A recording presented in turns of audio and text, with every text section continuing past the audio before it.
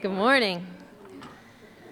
Thank you all for being here bright and early after a spirited evening last night. Welcome back to the second full day, well, the first full day and the second day of the Parsons Healthy Materials Lab Symposium, where we're really looking at design frontiers in this field of material health. I am Jansara Ruth. On behalf of myself and my partner, Allison Mears, we welcome you back here, you'll see our amazing Healthy Materials Lab team, each with a yellow dot. Oh, mine is in my pocket. Each with a yellow dot. They're here to help you, to guide your way. They're incredible. We're grateful to all of them for all their dedication to this. Healthy Materials Lab, for those of you who might not know, who might be new to the symposium today, who might have missed last night, I'll just give you a brief introduction about us. Healthy Materials Lab is an interdisciplinary, design-led research lab at Parsons. Our goal is to put human and ecological health at the center of every design decision. We raise awareness about the toxics in building products and in their built environment, and we develop strategies to enable our architects and designers to change their design practices to make healthier places for all people to live. So many people in our communities face the repercussions of these problems on a daily basis. We see the rise in cancer rates, increase of infertility, and the rise of asthma rates. We work with organizations to increase their capacity to support local communities to confront these issues.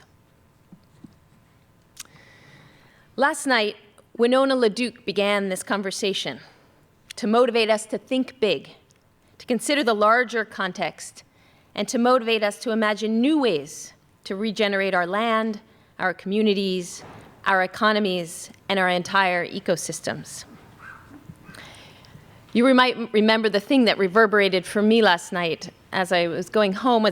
She quoted her ancestors, who said that this is the time of the seventh fire. She said that one day, her ancestors said that one day we would come to a choice between two paths. One path would be well-worn and scorched, like fire. The other path would not be well-worn, but it would be green. We continue today with many expert voices from a variety of disciplines who have chosen that green path and are inspiring all of us. The field of material health is relatively new, and and the more we try to understand it, the more we realize how multifaceted it is. It involves expert practices from a range of disciplines.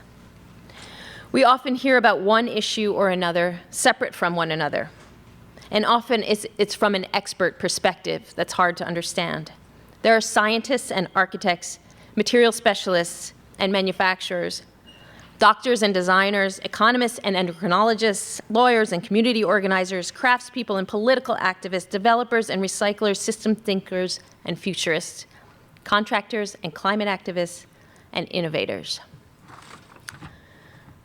For today, we wanted to capture the opportunity to bring many voices into one room to have a conversation together and with all of you. And with your help, we hope to tease out a little bit more of this definition that we call material health, this field that's emerging and complex. So you'll see from your programs that we've organized the day into 5 distinct sessions and 1 final session. The parts are, and these are kind of loose titles, you'll see how they're interpreted in each session, but the loose titles are air, carbon, equity, waste, ecosystems, and futuring materials. Each of these themes will be addressed by a group of people from different disciplines.